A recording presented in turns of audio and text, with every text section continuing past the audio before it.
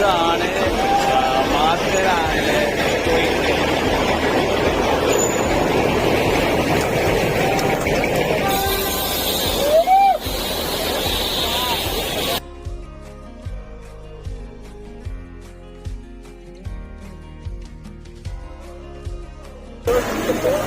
അങ്ങനെ നമ്മള് Matheran എത്തിരിക്കാട്ടോ. മാത്തേര toy train നമ്മളിവിടെ ട്രെയിൻ അവൈലബിൾ ആണ്.